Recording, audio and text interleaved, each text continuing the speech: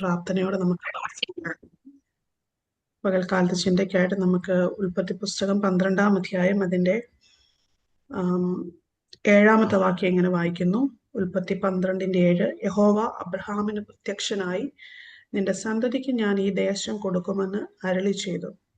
തനിക്ക് പ്രത്യക്ഷനായ യഹോവയ്ക്ക് അവൻ അവിടെ ഒരു യാഗപീഠം പണിതു.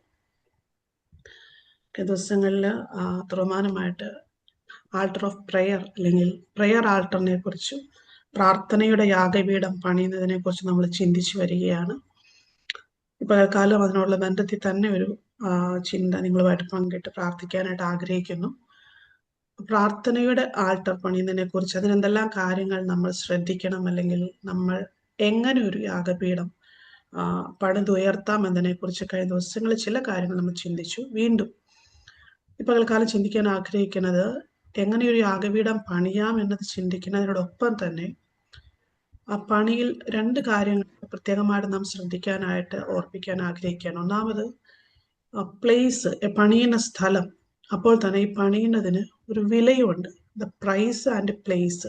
ഈ 2 കാര്യങ്ങളെ കുറിച്ചാണ് ചിന്തിക്കാനായിട്ട് താല്പര്യപ്പെടുന്നത്. യാഗപീഠം പണിയുമ്പോൾ നാം ശ്രദ്ധിക്കേണ്ട അല്ലെങ്കിൽ യാഗപീഠത്തിനുള്ള ഒരു സ്ഥലം, അപ്പോൾ തന്നെ യാഗപീഠത്തിന് നാം കൊടുക്കേണ്ട വില, ആ പണിയുന്നതിലുള്ള വില, ആ വിലയെക്കുറിച്ച് നമ്മൾ വരും ദിവസങ്ങൾ ചിന്തിക്കുക. എന്നാൽ ഇന്ന് ഈ പകൽക്കാലം ഇതിന്റെ പ്ലേസിനെ കുറിച്ചാണ് ചിന്തിക്കുക, അതിന്റെ സ്ഥലത്തെ കുറിച്ചാണ് ചിന്തിക്കുന്നത്. നമുക്കറിയാം, ഈ ഒരു യാഗപീഠം പണിയുക എന്ന് പറയുന്നത് അത്ര എളുപ്പമുള്ള കാര്യമല്ല, അതിന്റെ എല്ലാവർക്കും സാധിക്കുന്ന കാര്യവുമല്ല. പഴയ നിയമത്തിലൊക്കെ നമുക്ക് ഒരുപാട് ഭക്തര് ഫിസിക്കലി യാഗപീഠങ്ങൾ അബ്രഹാമിനെ പോലെയും അല്ലെങ്കിൽ യാക്കോബിനെ പോലെയൊക്കെ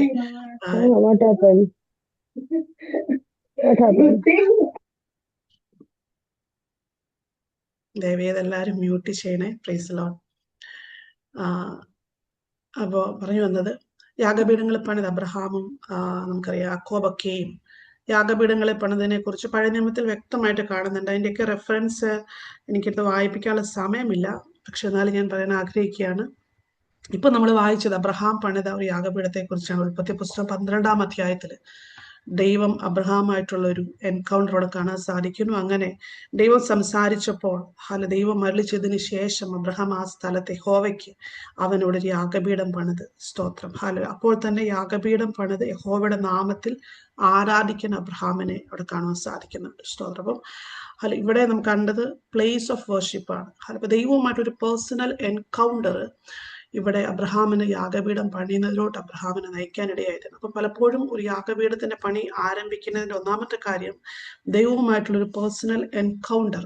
പലപ്പോഴും യാക്കോബിനെ കുറിച്ച് ചിന്തിക്കുമ്പോൾ യാക്കോബിന്റെ നമ്മള് ഉൽപ്പത്തി പുസ്തകം 28 പഠിക്കുന്നുണ്ട്.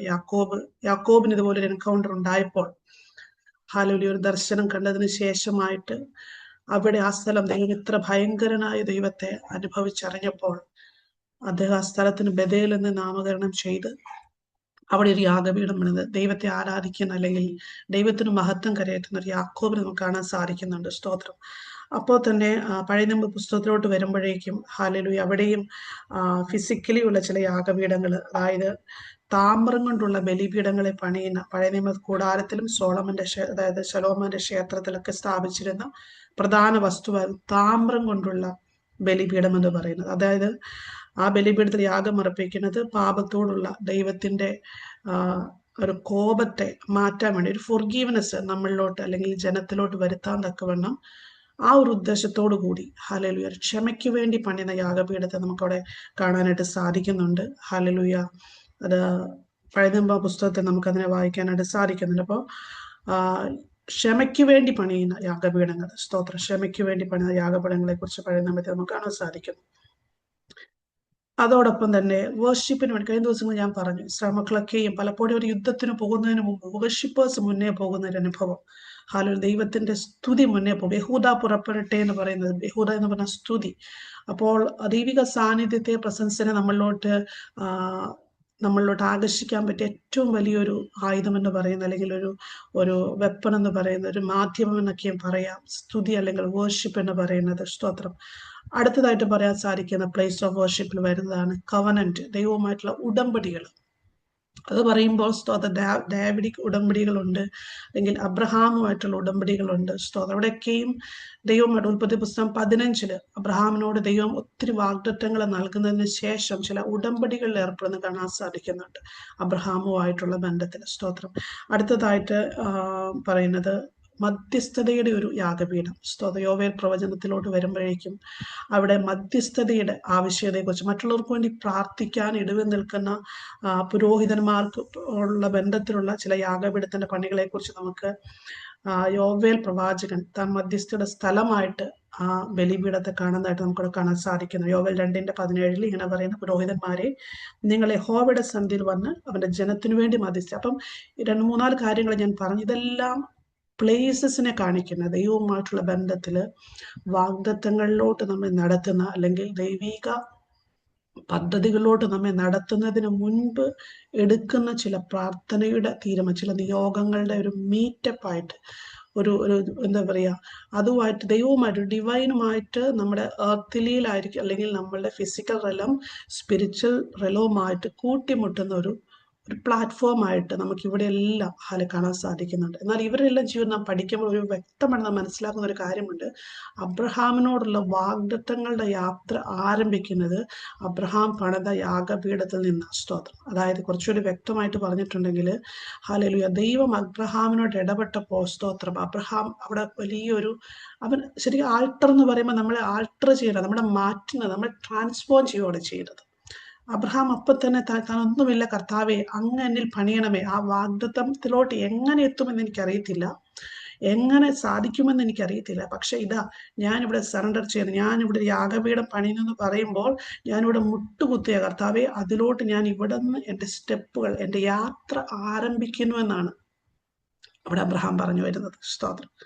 ഞാൻ പറഞ്ഞു വന്നതിന് താല്പര്യം, സ്തോത്രം, നമ്മളെല്ലാം നോക്കി കർത്താവ് ഒത്തിരി വാഗ്ദത്തങ്ങൾ പറഞ്ഞിട്ടുണ്ട്. പക്ഷേ ഇന്ന് ആ വാഗ്ദത്തങ്ങളൊക്കെയും എങ്ങനെ അത് സാധിക്കും കർത്താവ്, എങ്ങനെ അതിലോട്ട് എത്തുമെന്നൊക്കെ നമ്മൾ ചിന്തിക്കുന്ന നിലവാരത്തിലുള്ള വാഗ്ദത്തങ്ങൾ നമ്മുടെ ലൈഫിൽ ഉണ്ടാകാം.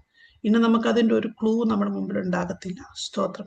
എന്നാൽ അബ്രഹാം ചെയ്തതുപോലെ, യാക്കോബ് ചെയ്തതുപോലെ, ഹല്ലേലൂയ, ചില യാഗപീഠങ്ങളെ പണിയുവാൻ പേഴ്സണലി നമ്മൾ തീരുമാനിക്കുവാണെങ്കിൽ, ഹല്ലേലൂയ, ഫിസിക്കലി പണിയുന്ന കാര്യത്തെക്കുറിച്ചല്ല പറയുന്നത്, നമ്മുടെ ഹൃദയത്തിൽ ചില യാഗപീഠങ്ങളെ പണിയുവാൻ, സ്തോത്രം, ദൈവവുമായിട്ട് മാറിയിരിക്കുന്ന ചില അനുഭവങ്ങളെ, വാഗ്ദത്തത്തിലോട്ട്, എൻ്റെ വാഗ്ദത്തം, എന്നെ നോക്കി, എൻ്റെ കുടുംബത്തെ നോക്കി ദൈവം പറഞ്ഞ വാഗ്ദത്തത്തിലോട്ട് ഞാൻ പ്രവേശിക്കുന്നതിൻ്റെ ഒന്നാമത്തെ സ്റ്റെപ്പായിട്ട്, സ്തോത്രം, ചില ഉടമ്പടികൾക്ക് ദൈവവുമായിട്ട് കൈകോർക്കാൻ തക്കവണ്ണം, ചില പേഴ്സണൽ പ്രെയർ ലൈഫിലോട്ട്, ഒരു ഡിസിപ്ലിൻഡ് ആയ ഒരു പേഴ്സണൽ പ്രൈവറ്റ് പ്രെയർ ലൈഫിലോട്ട് ഞാൻ കടക്കിയ കർത്താവേ എന്നുള്ള ഒരു വലിയ സമർപ്പണം നമ്മുടെ ലൈഫിൽ ദൈവം ആഗ്രഹിക്കുക. Praise the Lord. ഹല്ലേലൂയ. ഞാനിത് പറയുമ്പോൾ മക്കളെ, ഒരുപക്ഷെ നമുക്കെല്ലാം പേഴ്സണലി പ്രെയർ ലൈഫ് ഉണ്ടായിരിക്കുക, എന്നാൽ പോലും നിങ്ങൾ ഇതൊരു പ്രൊഫറ്റിക്കലായിട്ടുള്ള ഒരു ഡിക്ലറേഷൻ ആയിട്ട് നിങ്ങളതിനെ എടുക്കുന്നുവെങ്കിൽ, സ്തോത്രം, ഹല്ലേലൂയ, വലിയ സാക്ഷ്യങ്ങളെ പറയുവാൻ കർത്താവിൻ്റെ ആത്മാവ് നമ്മെ സഹായിക്കും. ഹല്ലേലൂയ. ചുമ്മാ പറയുന്നതല്ല. കാരണം അബ്രഹാം നമുക്കൊരു നിഴലായിട്ടവിടെ നിൽക്കുക. സ്തോത്രം. ഹല്ലേലൂയ. യാക്കോബുണ്ട്. ഒരുപാട് നമ്മുടെ പൂർവ്വ പിതാക്കന്മാരെല്ലാം കാണിച്ച ഒരു ദൈവപ്രവർത്തി ചുമ്മാതെ ചെയ്തതല്ല അവർ, കേട്ടോ. സ്തോത്രം. ഹല്ലേലൂയ. അന്ന് അവർ ഫിസിക്കലി അത് ചെയ്തെങ്കിൽ ഇന്ന്, ഹല്ലേലൂയ, സ്തോത്രം, നമ്മൾ ഫിസിക്കലി ചെയ്യേണ്ട ആവശ്യമില്ല, മറിച്ച് നമ്മുടെ ഹൃദയത്തിൽ ദൈവസന്നിധിയിൽ നമ്മെ ഏൽപ്പിച്ചു കൊടുത്തുകൊണ്ട് ചില പുതുക്കലുകൾക്ക് വേണ്ടി, ചില പുതുക്കിയ പ്രാർത്ഥന അനുഭവങ്ങളിലോട്ട് ദൈവസന്നിധിയിൽ കടന്നു വരുവാൻ നമ്മെ സമർപ്പിക്കുമ്പോൾ വലിയ ദൈവപ്രവർത്തികളിലോട്ട്, ഹല്ലേലൂയ, പ്രോമിസുകളിലോട്ട്, വാഗ്ദത്തങ്ങളിലോട്ട് കർത്താവിൻ്റെ ആത്മാവ് നമ്മെ കരം പിടിച്ചു കയറ്റും. അതുകൊണ്ട് ഈ ദിവസങ്ങളിൽ വ്യക്തിപരമായി നിങ്ങളുടെ ലൈഫിലെ നിങ്ങളുടെ പ്രോമിസ് എത്ര ദൂരെയാണെങ്കിലും, നിങ്ങളെ നോക്കി, നിങ്ങളുടെ കുടുംബത്തെ നോക്കി കർത്താവ് പറഞ്ഞ പ്രോമിസുകൾ എത്ര ദൂരത്താണെങ്കിലും, ഹല്ലേലൂയ, അബ്രഹാമിനോട് പറയുമ്പോൾ അബ്രഹാമിന് യാതൊരു ഐഡിയ ഇല്ലായിരുന്നു, കാണിപ്പാനിരിക്കുന്ന ദേശത്തേക്ക് കൊണ്ടുപോകുമെന്ന് പറഞ്ഞു, ഒരുപാട് ആകാശത്തിലെ നക്ഷത്രങ്ങളെ പോലെ മക്കളെ നൽകുമെന്ന് പറഞ്ഞു, ഒരുപാട് വാഗ്ദത്തങ്ങൾ പറഞ്ഞതെല്ലാം കർത്താവ് നിറവേറ്റിയെങ്കിൽ, സ്തോത്രം, അബ്രഹാം ചെയ്ത ചില കാര്യങ്ങളുണ്ട്. സ്തോത്രം. യാഗപീഠം പണിത് ദൈവത്തെ വിശ്വസിച്ചുകൊണ്ട് പൂർണ്ണമായും കർത്താവിനെ പിൻപറ്റിയപ്പോൾ ആ വാഗ്ദത്തങ്ങളോട് പ്രവേശിക്കുവാൻ ദൈവം അബ്രഹാമിനെ ഇടയാക്കിയെങ്കിൽ, ഈ ദിവസങ്ങളിൽ നമ്മുടെ വ്യക്തിപരമായ ജീവിതത്തിൽ ഹല്ലേലൂയ ചില പണികൾക്ക് വേണ്ടി നമ്മെ തന്നെ സമർപ്പിക്കാം. ചില യാഗപീഠങ്ങൾ, പ്രാർത്ഥനയുടെ യാഗപീഠങ്ങളെ, സമർപ്പണത്തിന്റെ, സ്തോത്രം, ചില ഉടമ്പടികളുടെ യാഗപീഠങ്ങളെ, സ്തോത്രം, ഹല്ലേലൂയ, ദൈവവുമായിട്ട് റീകൺസിൽ ചെയ്യുന്ന, അല്ലെങ്കിൽ മറ്റുള്ളവരുമായിട്ട് ദൈവം ആഗ്രഹിക്കുന്ന രീതിയിലുള്ള ബന്ധത്തിലോട്ട് നമ്മുടെ ഇന്നർ മനുഷ്യനെ ആൾട്ടർ ചെയ്യുന്ന, മാറ്റുന്ന വലിയ ദൈവിക പ്രവർത്തികളോട് നമ്മെ കയറ്റിവിടുന്ന ഒരു സമർപ്പണത്തിലോട്ട് ഈ ദിവസങ്ങൾ നമുക്ക് കടന്നു വരാം. ഈ ദിവസങ്ങളിൽ ഈ ഒരു കാര്യം ശരിക്കും ഒരു ടീച്ചിങ് രീതിയിലാണ് പോകുന്നത്. അതുകൊണ്ട് എത്ര പേർക്ക് അത് മനസ്സിലാവുന്നുണ്ടെന്ന് എനിക്കറിയത്തില്ല. എന്നാൽ പരിശുദ്ധാത്മാവ് നമ്മുടെ ഹൃദയങ്ങളെ, നമ്മുടെ അന്തരാത്മാവോട് സംസാരിക്കട്ടെ. ഇതിന്റെ വലിയ മർമ്മങ്ങളെ പരിശുദ്ധാത്മാവ് നമുക്ക് വെളിപ്പെടുത്തി തരട്ടെ. ചില രഹസ്യങ്ങളെയാണ് പകൽക്കാലം പരിശുദ്ധാത്മാവ് നമ്മൾ കൈമാറിക്കൊണ്ടിരിക്കുന്നത്. ദിവസങ്ങൾ ദൈവാത്മാവ് ഹല്ലേലൂയ എന്നോട് ഈ വിഷയത്തെക്കുറിച്ച് സംസാരിക്കാൻ ആവശ്യപ്പെടുന്നതുകൊണ്ട് മാത്രം ഞാൻ ഇതേക്കുറിച്ച് സംസാരിക്കുന്നു. നമ്മുടെ ഓരോരുത്തർ വ്യക്തിപരമായ ജീവിതത്തിൽ അത് അനുഗ്രഹമായി മാറട്ടെ. കർത്താവ് നമ്മെ ഈ വചനങ്ങളെല്ലാം അനുഗ്രഹിക്കട്ടെ. ഹല്ലേലൂയ. തുടർന്നുള്ള സമയങ്ങൾ നമുക്ക്